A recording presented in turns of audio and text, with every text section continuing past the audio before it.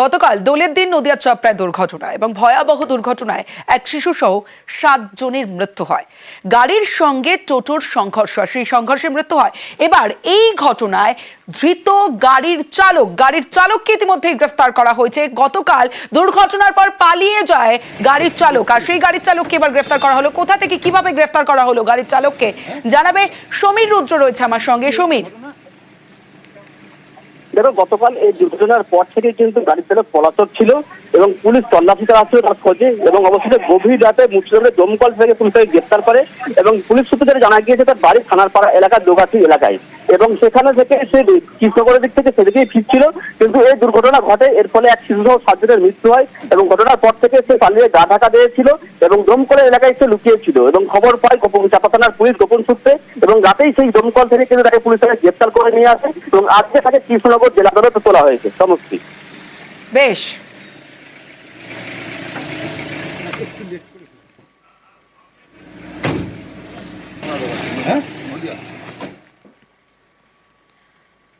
আদালতের নির্দেশে বাতিল 15 বছরের পুরনো হলুদ ট্যাক্সি, কিন্তু এই হলুদ ট্যাক্সি কলকাতার ঐতিহ্যের সঙ্গে জড়িয়ে, তা যাতে মুছে না যায় তার জন্য উদ্যোগী হয়েছে পরিবহন দফতর।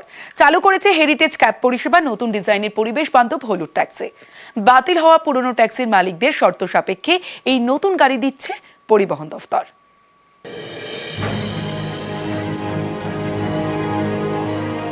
পুরনো গাড়িতে দূষণ, পরিবেশ বাঁচাতে 15 বছরের পুরনো বাণিজ্যিক গাড়ি বাতিল করেছে পরিবহন দফতর। এর জেরে বাতিল হয়েছে প্রচুর হলুদ ট্যাক্সি।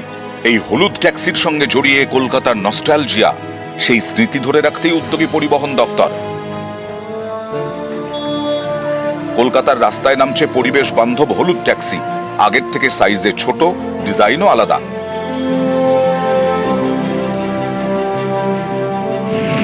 নতুন সব হলুদ ট্যাক্সিতেই রয়েছে এসি, চলবে মূলত সিএনজিতে, পেট্রোলও ব্যবহার করা যাবে।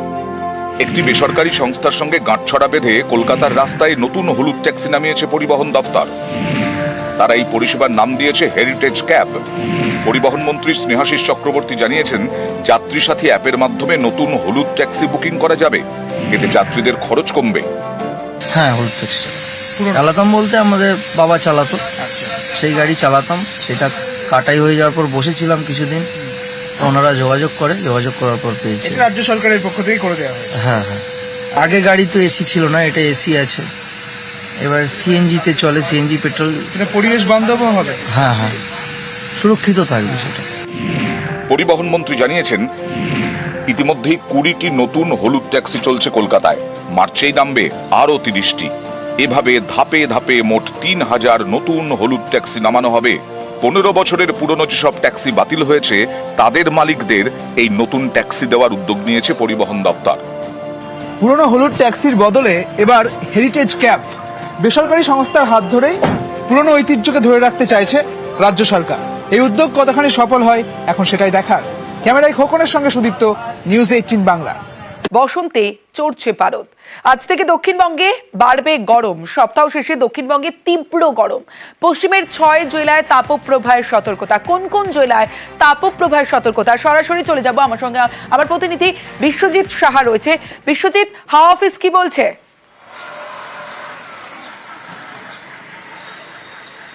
দেখো, আজ শনিবার থেকেই তাপপ্রবাহের শুরু পশ্চিমের জেলায়। আজ পশ্চিমের 5 জেলায় তাপপ্রবাহের সতর্কবার্তা রয়েছে। পশ্চিম বর্ধমান, পশ্চিম মেদিনীপুর, বীরভূম, বাঁকুড়া এবং ঝাড়গ্রাম, এই 5 জেলাতে শনিবার, আজ এবং সোমবার তাপপ্রবাহের সতর্কবার্তা থাকবে। আর রবিবার অর্থাৎ আগামীকাল তাপপ্রবাহ বাড়বে, অর্থাৎ এই 5 জেলার সঙ্গে যুক্ত হবে পুরুলিয়া। অর্থাৎ পশ্চিমের 6 জেলায় রবিবার আগামীকাল তাপপ্রবাহের সতর্কবার্তা জারি করা হয়েছে। তবে অন্যান্য জেলায় কেমন থাকবে আবহাওয়া? কলকাতা সহ দক্ষিণবঙ্গের প্রায় সব জেলাতেই হট এবং হিউমিড ওয়েদার, বিশেষ করে হট ডে পরিস্থিতি থাকবে কলকাতা সহ দক্ষিণবঙ্গের সব জেলাতেই, এবং বিশেষ করে উপকূল ও উপকূল সংলগ্ন জেলা, পূর্ব মেদিনীপুর, দক্ষিণ 24 পরগনা সংলগ্ন জেলাতে গরমের সঙ্গে অস্বস্তিকর আর্দ্রতাজনিত অস্বস্তিও থাকবে, অর্থাৎ ঘাম হবে। অর্থাৎ সব মিলিয়ে একটা চরম গরমে যে একটা অস্বস্তিকর আবহাওয়া, সেই অস্বস্তিকর আবহাওয়া তৈরি হবে। এই জায়গা থেকেই প্রশ্ন, যে কতদিন পর্যন্ত এই তীব্র অস্বস্তিকর আবহাওয়া থাকবে দক্ষিণবঙ্গে? দেখো, শনিবার থেকে শুরু হওয়া এই তাপপ্রবাহ চলবে সোমবার পর্যন্ত। তবে তারপর থেকেও গরম থাকবে, গরম চরমে থাকবে, অস্বস্তিও থাকবে। তবে তাপপ্রবাহ না থাকলেও গরম অস্বস্তি থাকবে। তবে বুধবার একটা আবহাওয়ার পরিবর্তন হওয়ার সম্ভাবনা রয়েছে। বৃহস্পতিবার ও শুক্রবার এই দুদিন বজ্রবিদ্যুৎ সহ বৃষ্টির সম্ভাবনা রয়েছে। বজ্রবিদ্যুৎ সহ হালকা, কোথাও কোথাও মাঝারি বৃষ্টি হতে পারে দক্ষিণবঙ্গের সব জেলাতেই। কলকাতাতেও বৃষ্টির একটা সম্ভাবনার কথা জানাচ্ছে আলিপুর আবহাওয়া দপ্তর। আপাতত গরমে পড়বে এবং তারপর আগামী সপ্তাহের মাঝামাঝি অর্থাৎ বুধবারে হাওয়া বদল হলে তারপরের দুদিন বৃষ্টির একটা সম্ভাবনার কথা জানাচ্ছে আলিপুর আবহাওয়া দপ্তর। তাতে গরম কিছুটা হলে কমবে এমনটাই মনে করা হচ্ছে। আবহাওয়া বিজ্ঞানীরা অন্তত তেমনটাই জানাচ্ছেন। তমশ্রী। বেশ বিশ্বজিৎ, গরমে পুড়বে না, গরমে পুড়ছে ঝাড়গ্রাম। কারণ এখনই 40 ডিগ্রি তাপমাত্রা ঝাড়গ্রামে, গরমে নাজেহাল ঝাড়গ্রাম।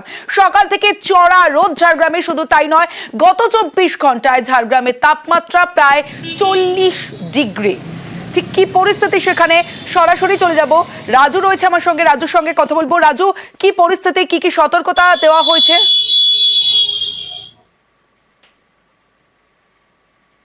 দেখো, এখনই যা পরিস্থিতি, সকাল থেকে রাস্তাঘাট শুনশান রয়েছে। কারণ যেভাবে তাপমাত্রা বৃদ্ধি পেতে শুরু করেছে সে জায়গা থেকে মানুষজন বাড়ির বাইরে বেরোচ্ছেন না। আর যাদেরকে জরুরি পরিষেবার জন্য বেরোতে হচ্ছেন তারা সমস্ত রকমের প্রক্রিয়া অবলম্বন করেই বাড়ির বাইরে বেরোচ্ছেন। মূলত যেখানে স্বাস্থ্য দপ্তর থেকে বারবার বলা হচ্ছে ঠান্ডা পানীয় জল কিংবা মুখে কাপড় কিংবা ছাতা নিয়ে বেরোতে, সেই জায়গা থেকে যে সমস্ত মানুষজন বেরোচ্ছেন তারা সেই সমস্ত সতর্কতা অবলম্বন করছে। আর সব থেকে বড় জিনিস হচ্ছে লাল মাটির এই জেলাতে যেভাবে তাপমাত্রা হু হু করে বৃদ্ধি পাচ্ছে। কারণ যে জায়গায় বসন্তের সময় এইভাবে তাপমাত্রা বৃদ্ধি পায় না, সেই জায়গায় এবছরে যে তাপমাত্রা তা হয়তো রেকর্ড ছোঁয়াবে। কারণ গত বছরই আমরা দেখিয়েছিলাম যে প্রায় 48 ডিগ্রি তাপমাত্রা ছিল, এবারে এখনই প্রায় 40 পার করছে তাপমাত্রা।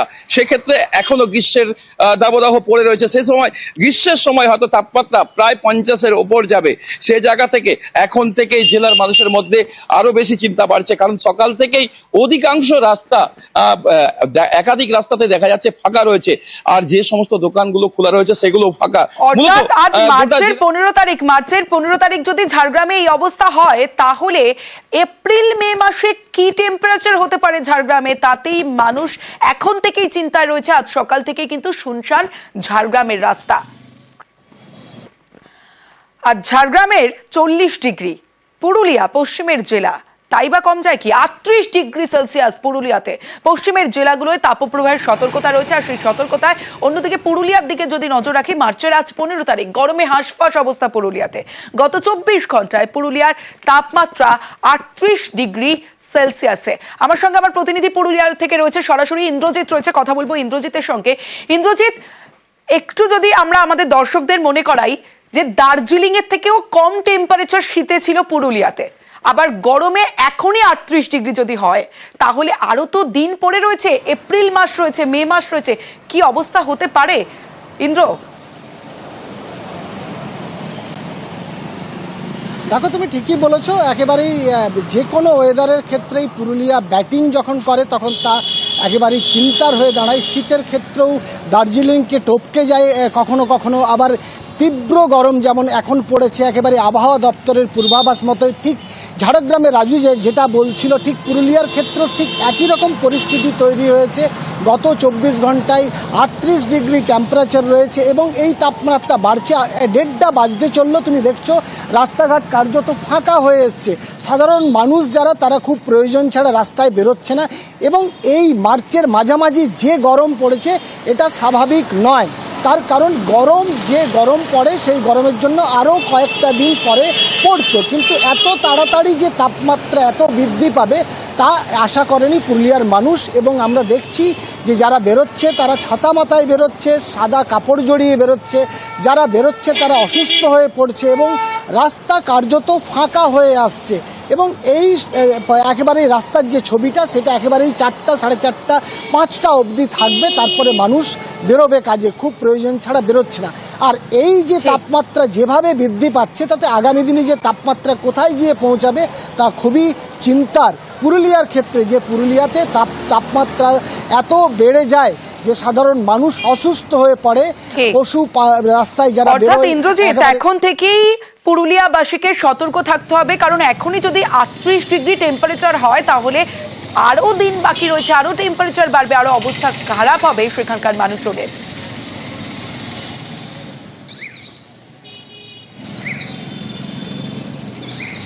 পশ্চিমের জেলাগুলোয় তাপপ্রবাহের সতর্কতা, বিভিন্ন জেলার ছবি আপনাদের দেখালাম, ঝাড়গ্রামের ছবি দেখালাম পুরুলিয়ার ছবি। বেশ খানিকটা আবার কমে যাবে। দিনের যে সর্বনিম্ন তাপমাত্রা সেটাও স্বাভাবিকের থেকে প্রায় 2 থেকে 4 ডিগ্রির মতো বেশি রয়েছে বেশিরভাগ জায়গাতেই। ফলে একটা গরম অস্বস্তিকর ওয়েদার দক্ষিণবঙ্গে রয়েছে বেশিরভাগ জায়গাতেই। 20 থেকে 21-এর মধ্যে তাপমাত্রা যেটা কমার কথা বলা হলো, মেনলি বিক্ষিপ্তভাবে বজ্রবিদ্যুৎ সহ বৃষ্টিপাতের সম্ভাবনা থাকছে দক্ষিণবঙ্গের জেলাগুলিতে। ফলে তাপমাত্রা 20-21 তারিখ বা পরবর্তী কয়েকদিনে বেশ খানিকটা কমে যাবে। উত্তরবঙ্গের জন্য তাপমাত্রা বেশিরভাগ জায়গাতেই স্বাভাবিকের কাছাকাছি রয়েছে, কিছুটা বেশি রয়েছে যেটা দক্ষিণবঙ্গের সংলগ্ন জেলাগুলো যেমন মালদা, দিনাজপুর এইসব জেলাগুলো। উত্তরবঙ্গ তাপমাত্রা কিছুটা বাড়বে, তবে এতটা অস্বস্তিকর ওয়েদার সেরকম না। 2 থেকে 3 ডিগ্রি মতো তাপমাত্রা বাড়বে। তুলনামূলকভাবে বেশি থাকবে মালদা, দিনাজপুর এইসব জেলাগুলো 36-37 ডিগ্রির কাছাকাছি সর্বোচ্চ। বৃষ্টিপাতের সম্ভাবনা উত্তরবঙ্গের ক্ষেত্রে মেনলি উত্তরের একদম উত্তরের যে জেলা রয়েছে দার্জিলিং, কালিম্পং, আলিপুরদুয়ার এই জেলাগুলো 2-1 জায়গায় খুব হালকা ধরনের বৃষ্টিপাতের সম্ভাবনা থাকছে আগামী 2 দিনের মধ্যে, 15 থেকে 16-র মধ্যে। অন্যান্য জেলাগুলো উত্তরবঙ্গে প্রধানত শুষ্ক ওয়েদারই থাকবে। স্যার বৃষ্টি নিয়ে একটু স্পেসিফিক বলেন যে কবে কোথায়